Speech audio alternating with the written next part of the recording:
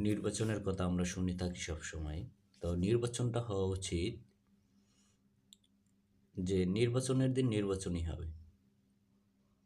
অন্য কোনো কিছু হবে না। শুধুই নির্বাচন।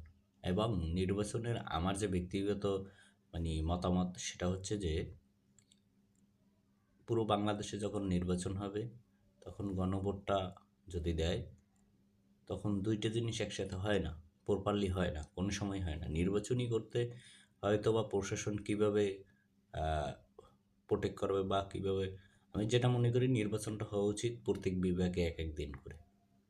তাইলে নিরাপত্তা বিঘ্নিত কম হওয়ার সম্ভাবনা থাকে। তো সেকেন্ড কথা যেটা হচ্ছে যে গণভোট নির্বাচনে আগে হওয়া উচিত। কেননা পার্ট তো ২ টা। আলাদা আলাদা হওয়াই উচিত। সাধারণ জনগণ এবং মানুষ এই জিনিসটাই আশা করে সবসময়। তো নির্বাচন অ্যা যেটা প্রত্যেক বিভাগে একদিন হলে নিরাপত্তাটা সবচেয়ে বেশি ভালো হবে।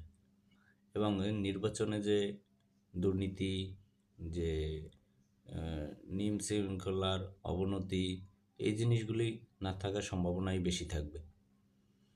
তো আমরা চাচ্ছি যে গণভোট আগে হোক, নির্বাচন পরে হোক। নির্বাচনের আগে গণভোটটা হয়ে যাক।